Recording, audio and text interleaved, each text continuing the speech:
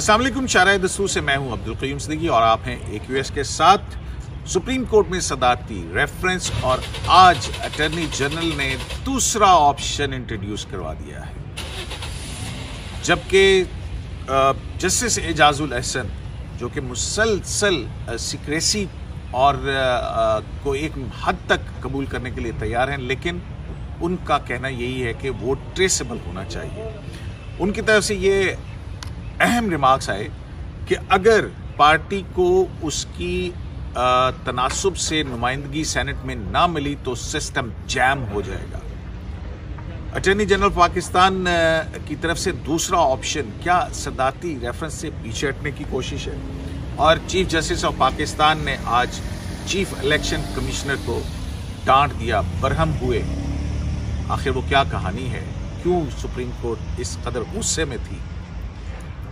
जबकि election commission, जैसा कि हमने गुज़िश्ता रोज़ आपको बताया था कि वो डटा हुआ है और वो इस बात पर डटा है कि सीक्रेट बैलेट होगा और काबिल शनाख्त नहीं होगा। यही उनकी तजवीज़ है। आज बहुत सारी तजावीज़ दी गई थी। तो जनाब मेरे साथ मौजूद हैं जनाब हसनात मलिक एक्सप्रेस ट्रिब्यून से और नासिर इकबाल जनाब डॉन अखबार से। तो नासिर साहब, आज की अगर आपको हाइलाइट्स कहा जाए, आपके ख्याल में आज की कार्रवाई में सुप्रीम कोर्ट, क्योंकि जस्टिस एजाजुल एहसन ने मुसलसल ये तकरार की है कि अगर मुतनासिब नुमाइंदगी से सीटें ना मिली तो सिस्टम जैम हो जाएगा। ये तकरार थी उनके आज के उसकी। आज करप्शन पे कम और मुतनासिब नुमाइंदगी पे ज़्यादा बात हुई, क्यों? क़य्यूम साहब, पहली बात तो ये कि मैं बहुत डर रहा हूँ आज, क्योंकि हमें ये बार बार बताया गया है कि सिस्टम कोलैप्स होने जा रहा है। अगर जो मुतनासिब नुमाइंदगी है वो सेनेट में रिफ्लेक्ट ना हुई, क्योंकि जो पॉलिटिकल पार्टी इंजॉय करती हैं प्रोविंशियल असेंबलीज में एंड नेशनल असेंबलीज में, अगर वो रिफ्लेक्ट ना हुई सिस्टम कोलैप्स होने जा रहा है, जैम हो जाएगा। लेकिन हमारी बाहर जो लोगों से बात हुई, जो लॉयर से, आपको क्यों लगा, आपको डर क्यों लगा?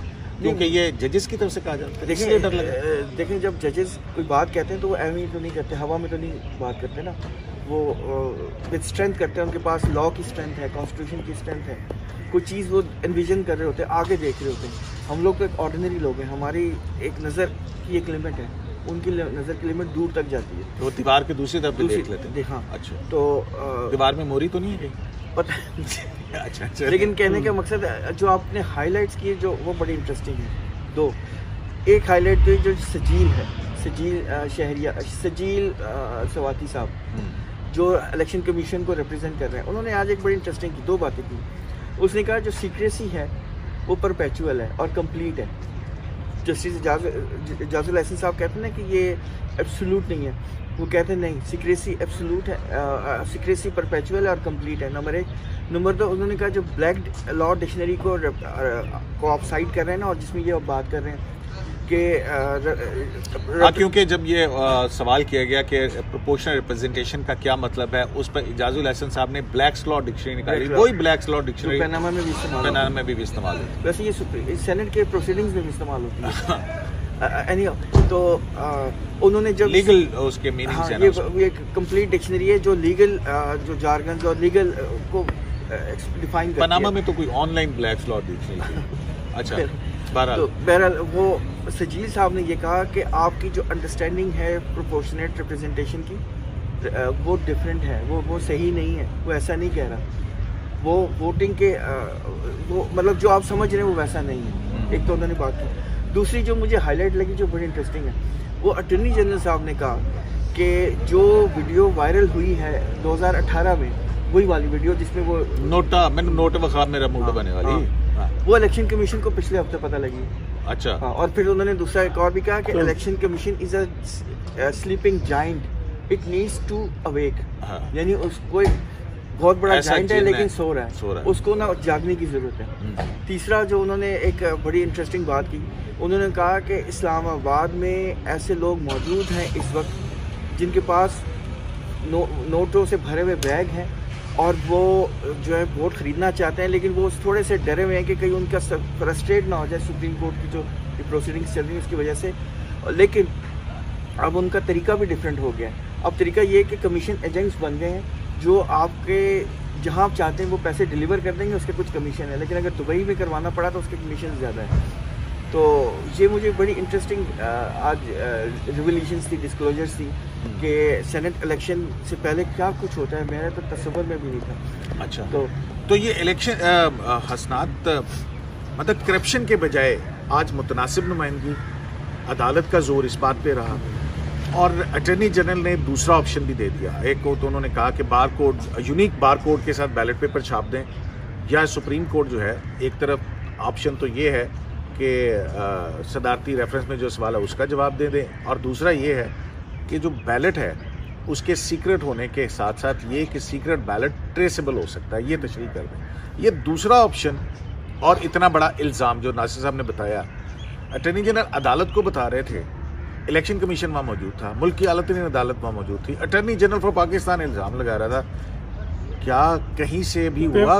उनका जो फिक्रा था वो था पेमेंट्स आर रेडी टू पे, हाँ, पैसे तैयार, मतलब बैगों में भरे पड़े हैं, बस सिर्फ देने हैं, सब कोई डील फाइनल हो चुकी है, सिर्फ सुप्रीम कोर्ट के फैसले की वजह से वो डर का है ये मामला। लेकिन मैं ये कहता हूँ कि जो कितना तजलील करेंगे पीटीआई के लॉ मेकर्स, अगर वो मुश्किल से दफ़ा मतलब सीटें जीत ही गए हैं, उनको इतना जलील कर रहे हैं कि वो बिकने के लिए तैयार हैं। यार खुदा का खौफ करें यार, बिकना बेचना ये वो, जितनी पीटीआई जो है वो एफर्ट यहाँ कर रही है सुप्रीम कोर्ट के कंधा इस्तेमाल कर, यही एफर्ट अगर वो अपने एमपीएस के पास जाए और उनके जो खदशात हैं उनको दूर करे, कोई पैसा पंजाब में कयूम साहब नहीं देख रहा।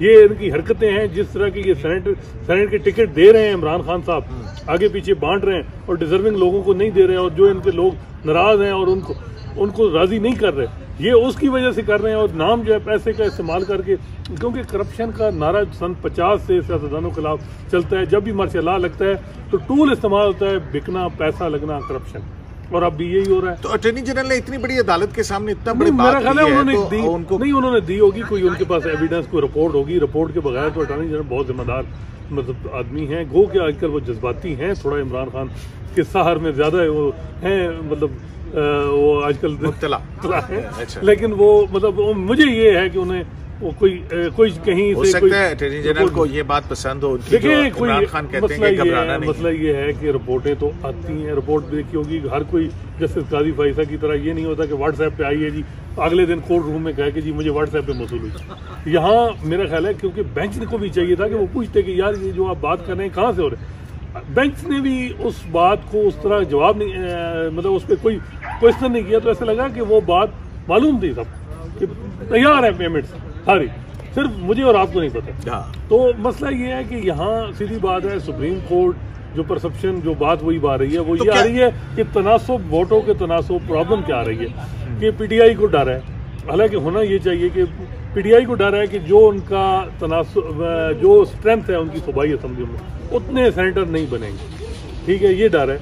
उसको इंश्योर करने के लिए सुप्रीम कोर्ट ने आज पहले सवाल उनके पास था कि जो सेनेट इलेक्शन है वो under the law, under the constitution है, उसको नहीं, फिर कहा कि करप्ट प्रैक्टिस को कंप्लायंस करे 218 थी, उस पर आज इलेक्शन कमीशन ने एक एफिडेविट कहा कि जी हमने सारे दिया। तो अब जो तीसरी बात आई है, मैं कहता हूँ कि इससे बड़ा रिलीफ पीटीआई के लिए कि प्रोपोर्शनल रिप्रेजेंटेशन जो है इलेक्शन कमीशन इंश्योर करे। और भाई पार्टी क्यों नहीं इंश्योर करे, जिसके बंदे हैं वो कहे कि मेरे बंदे कहाँ जाए, इलेक्शन कमीशन बेचारा। गहरी बात आज समझ आई आपको कि भाई जितने पीटीआई के बंदे गहराई में जाके सोचे, समझाए, समझ की असल देखिए, गहराई समझ आई। देखिए मैं तो ये कहूँगा कि याद होती है यार, अब मैं वो मतलब इससे ज्यादा क्या कि, और सिस्टम क्या अमेरिका में सिस्टम क्लैप्स हो गया कि वहाँ जो है सेनेट में रिपब्लिकन होते हैं, तो अगर प्रेसिडेंट डेमोक्रेट है। अभी पीछे देखें, पीपल्स पार्टी की अक्सरियत थी, नून लीग की हुकूमत। देखिए ये ब्यूटी है पार्लियामानी सिस्टम की, यहाँ तो क्लैप्स नहीं हुआ। कयूम साहब मसला ये है, हम ये कहते हैं ये सारी चीजें हों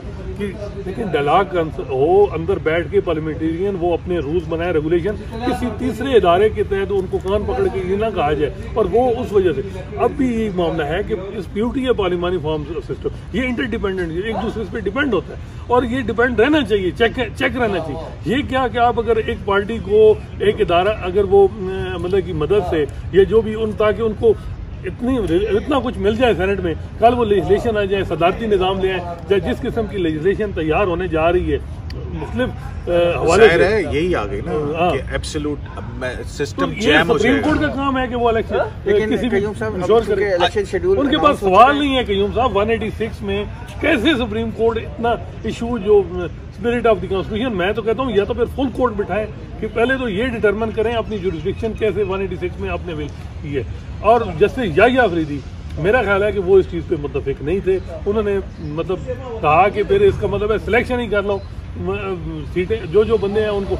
और पीटीआई यही चौधरी परवेज इलाही को कहा गया है कि आप पंजाब में बात करें नून लीग से कि खुदारा हमारे बंदे, क्योंकि असल में मसला है पंजाब में पैसा नहीं चल रहा। नहीं, पहले बात पूरी करें आपके भी। परवेज इलाही को क्या कहा गया है, आप दरमियान में छोड़ गए। परवेज इलाही को कहा गया है कि आप नून लीग से बात करें कि जी जितने सेनेटर उनके बनते हैं वो बना लें, जितने हमारे बनते हैं बन लें। हम आपको एक गो कि आपके 13 MPs हैं, हम आपको एक सीट भी देते हैं, टास्क दिया गया है। तो मतलब है कि गवर्नमेंट एलाइज के अंदर इख्तलाफ रहे हैं, ये बात समझ आ गई और उसको इंश्योर करना चाह रहे हैं। लेकिन अब पीएमएल क्यों तो कोई पार्टी डिसिप्लिन की पाबंद तो नहीं है ना पीटीआई। नहीं, लेकिन वो यही है कि उनको कहा गया कि आप बात करें। इतनी हालत देखें पीटीआई की कि वो बात ही नहीं कर सकते अपने अपोजिशन के साथ किसी तरह। और मसला ये है आज वो इलेक्शन कमीशन ने सुप्रीम कोर्ट को ये बात भी बताई है कि अगर जो वो बार बार कहते हैं ना कि ये जो डिस्प्रोपोर्शनेट हो गया, अगर ये प्रोपोर्शनेट रिप्रेजेंटेशन सपोज डिस्प्रोपोर्शनेट हो गया, मतलब कि 10 सीटें बनती हैं और 12 आ गई तो फिर क्या होगा, इसका क्या मतलब हो गया? हाँ, या 8 तो इस पे इलेक्शन कमीशन ने कहा है कि हम पॉलिटिकल पार्टी हेड को लिख के पूछ सकते हैं कि भाई आप लोगों ने कोई सीट एडजस्टमेंट नहीं की तो नहीं की, और अगर नहीं की मतलब ये भी उन्होंने कहा है कि पॉलिटिकल पार्टी डिसाइड करेगी, ये नहीं है कि हम करेंगे। अगर पॉलिटिकल पार्टी ने कंप्लेन की कि नहीं सीट एडजस्टमेंट नहीं हुई है, कोई गड़बड़ हुई है, तो फिर वो एक्शन भी लिया जाएगा।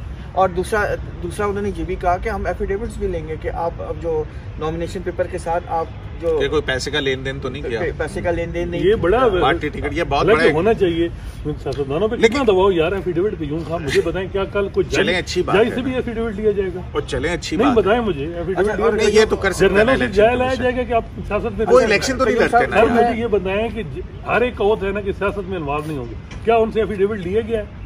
किसी से हल्फ तो लिए होता है ना, मतलब आर्म फोर्सेस का हल्फ होता है, सुप्रीम कोर्ट के जज का हल्फ होता है। नहीं हुई, मैं ये कहना चाह रहा था, आप लोगों ने जो जिक्र किया है ना कि रिपोर्ट्स हैं, कयूम साहब आपको भी कितना अर्सा हो गया दस्त की सहराई में, और मुझे भी काफी अर्सा हो गया। सहराई नहीं, सयाही में, हाँ सयाह जरा वो गड़बड़ हो, सयाहत।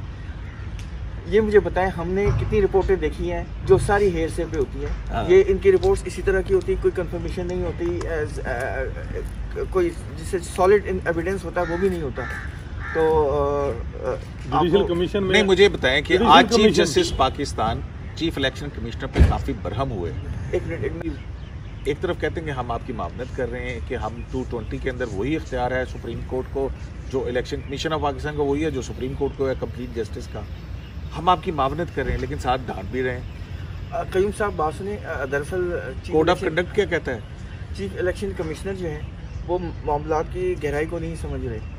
रीज़न एक तो ये, दूसरी ये बात है कि उन्होंने क्लियर कट कह दिया कि कॉन्स्टिट्यूशन में आर्टिकल 226 में अमेंडमेंट कर लें तो हम कर लेंगे। हाँ। वो अमेंडमेंट के बगैर हम नहीं कर सकते। और फिर सजील साहब ने भी कह दिया कि सीक्रेसी जो है वो परपेचुअल है।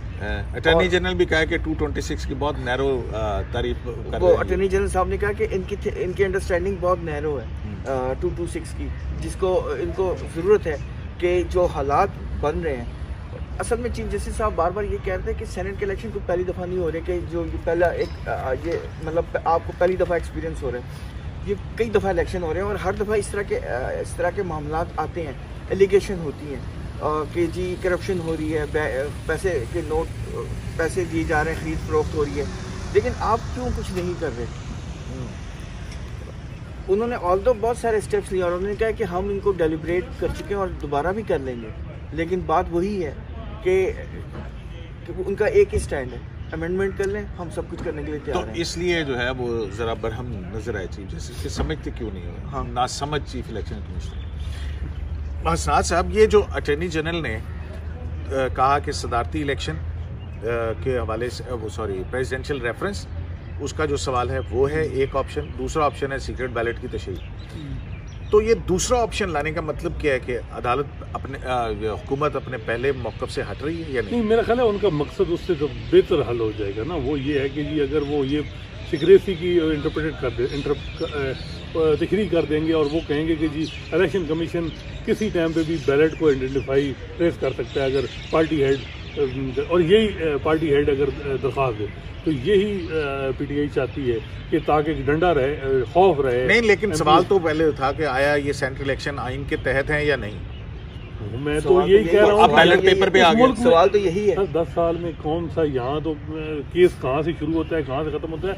लीगल आप बात कर रहे हैं ना, आप बात कर रहे हैं लीगल बात आपकी ठीक है, अब मैं पहुँच गया मतलब कि 200 के सवाल क्या था और अब कहाँ मामला चला गया, वो तो है, वो तो बात है। और इस ये जो है ना ये में भी अब, लेकिन आप जितने भी सुप्रीम कोर्ट के मैंने देखा है 25-30 जर्नलिस्ट से मैंने सबसे मतलब गपशप हुई है, तो हर कोई जो है ना वो हैरान था कि इतना ये यकदम प्रोपोर्शनल रिप्रेजेंटेशन पे क्यों फोकस, क्या था, वजह क्या है, मकसद क्या है प्रोपोर्शनल रिप्रेजेंटेशन पे फोकस, और साथ ये कहना कि अगर ना हुआ तो फिर सिस्टम जैम हो जाएगा। एक बात ये है कि एक तो है ना, चले पार्टी पैसा चला तो ठीक है, करप्ट प्रैक्टिस रोक दी है, एफिडेविट मांग, लेकिन फिर क्या है कि इंश्योर करें कि जितनी स्ट्रेंथ है उतने ही सेनेटर हैं। इसमें मुझे बताएं किसको बेनिफिट होगा, किसको होगा नासिर साहब? बात वही है ना कि घूम फिर के बात वही आ रही है कि आप, लेकिन ये भी तो है सनाद साहब कि अगर अक्सरियत में हो और आप अकलियत में बदल जाएं, जैसे चेयरमैन सेनेट का इलेक्शन हुआ था, ठीक है, अचानक से वो जो है वो अक्सरियत अकलियत के अंदर बदल गई। तो इसमें इलेक्शन कमीशन का कसूर तो नहीं, देखिए इसमें तो पॉलिटिकल पार्टी का कसूर है ना। तो वो फायदा किसका हुआ? उनका जो पार्टी हेड है वो क्यों ऐसे, मुझे एक बात बताएं करीम साहब, अगर आप एक कॉन्स्टिट्यूएंट हैं, ठीक है, आपका एक मेंबर है प्रोविंशियल असेंबली में, आपने उसको वोट देके भेजा हुआ है, वो आपके मसले हल कर रहे हैं, तो आप जी मुझे बताएं कि क्यों वो डरेगा, वो स्टैंड लेगा, वो बगैर विदाउट फियर एंड फेवर किसी मतलब जो उसका दिल चाहेगा वो करेगा। लेकिन पार्लियामेंटेरियंस का हम उसको अलग इसलिए भेजते हैं कि वो जो ट्रू रिप्रेजेंटेशन करे लोगों के मसले के। अगर एक बंदे ने मुझे बताया, हाँ, पीटीआई कब ज्वाइन की हफीज शेख ने? अभी तक ज्वाइन की है? मेरा तो नहीं ख्याल करती है। तो मुझे बताएं पीटीआई के जो वर्कर, पार्टी टिकट उनको कैसे मिल सकती है? सवाल भी तो फिर अगर आपस की बात है, वैसे पूछना नहीं चाहिए सुप्रीम कोर्ट को कि जब पार्टी आप ऐसे लोगों को सेनेट पे टिकट देंगे जिनका कोई किसी तरह भी आइडियोलॉजी के साथ नहीं, तो उनका एमएनए है, सिटिंग एमएनए है, उसको सेनेट का इलेक्शन यानी फैसल बॉर्डर साहब को लाने की क्या बात है? वही कह रहा हूँ ना कि आप अपनी वो करने, अपनी मंजी तले डांग न फेरने, मतलब ये बात है कि वैसे आज जो है ना स्नात जो मुतनासिब करप्शन छोड़ के मुतनासिब नुमाइंदगी की तरफ आ रहे हैं ना, सुने मेरी फिक्र आया हुआ है जो आपने मुझे कहा था ना, मैं अपनी फिक्र कहने लगा कि मुतनासिब के करप्शन छोड़ के आज मुतनासिब नुमाइंदगी पे जोर का मतलब है मुख्तारिया गल बद गई है, मतलब नहीं वो बात ठीक है, लेकिन जितना फोकस यहाँ हो रहा है इतना एमपीएस के पास जाएं, एमएनएस के पास जाएं, उन्हें मिले। हफीज शेख ने नॉमिनेशन पेपर जमा कराने थे, कयूम साहब मैं पक्की, मुझे पीटीआई के एक बंदे ने बताया कि यार हमारा कोई देखो यार हालत हमारी, कोई बंदा नहीं गया, सेक्रेटरी जनरल का काम होता है कि यार आप कोई प्रपोज कौन करेगा, कवरिंग कौन होगा, आलम सवाती को पता चला, वो भागा, उसने को बंदे अरेंज किए।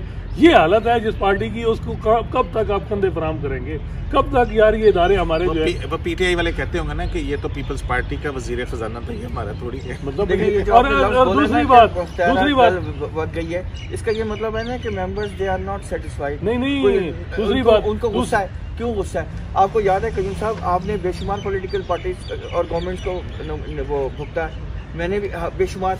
हमेशा ये होता था कि जब कोई पॉलिटिकल पार्टी गवर्नमेंट में आती थी तो वो एक चीफ व्हिप अपॉइंट करती थी नेशनल असेंबली में, या ठीक है, फिर उसका काम क्या होता था, क्योंकि ये सबको पता है कि प्राइम मिनिस्टर के पास इतना टाइम नहीं होता, उसके पास बहुत सारे काम है, उसने बहुत सारी चीज़ों को देखना, पूरे पाकिस्तान को उसने गवर्न करना है, मतलब बहुत सेंसिटिव इशूज आते हैं, तो चीफ व्हिप तमाम मेंबर्स जो हैं उनके मसले सुनता है और फिर वो मसले हल कराता है। यहाँ ऐसा है कोई प्रैक्टिस? यहाँ तो ऐसी कोई बात नहीं है। को जी मैंने पूछा एक पीटीआई के सीनियर मेंबर को, सियासी आदमी है ये, आज की हेयरिंग से सियासत की तरफ चल रहा है, नहीं वो जरूरी बात है। अच्छा, उन्होंने उनसे मैंने कहा जी आपने सिंध में क्यों नहीं टिकट? कहते हैं जी वो हार जाएगा। अपने बंदे कहते हैं नहीं वो तैयार नहीं है अभी, ये जीडीए, तो यार अपने बंदे तो आपके तैयार नहीं है, आप उनको खुदारा कन्विंस करें, बजाय इसके कि सुप्रीम कोर्ट से कि जी इलेक्शन कमीशन इंश्योर करे, कहीं और से इंश्योर करवाएं, रिपोर्टें लें। इतना टाइम भी अगर उनके पास जाएं और उन्हें कहें कि यार हम आपके आगे काम भी करेंगे, जो उनके खदशात हैं एमपीज के, एमएनएज के, कोई वोट मांगे तो सही यार, चले ठीक हो गया ये। लेकिन बात यह है कि देखें अगर वो बंदे तैयार नहीं है तो फिर मैं वही बार बार सवाल कर रहा हूँ कि इलेक्शन कमीशन को क्या कसूर है, क्यों मजबूर किया जा रहा है? इलेक्शन कमीशन ऑफ पाकिस्तान से ये अश्योरेंस लेना कि मुतनासिब नुमाइंदगी के जरिए इस बात को यकीनी बनाए कि जिस पार्टी के जितने अरकान है उसको उसके मुताबिक सेनेट के अंदर रिफ्लेक्शन हो, और अगर ऐसा नहीं होता तो सिस्टम जैम हो जाएगा, लॉक हो जाएगा। ये तकरार थी आज सुप्रीम कोर्ट ऑफ पाकिस्तान के फाजिल जज साहिबान की तरफ से। और अटॉर्नी जनरल ने, जहाँ एक तरफ ये भी बड़ा सवाल है कि अटॉर्नी जनरल अदालत को तो बता रहे हैं, हुकूमत जिसके वो चीफ लॉ ऑफिसर हैं, हुकूमत ऐसे शख्स को जो बैग नोटों के लेके बैठा है उसको क्यों नहीं पकड़ रही है। शाराय दस्तूर से अब्दुल करीम सिद्दीकी को AQS लाइव से इजाज़त दीजिए। अल्लाह।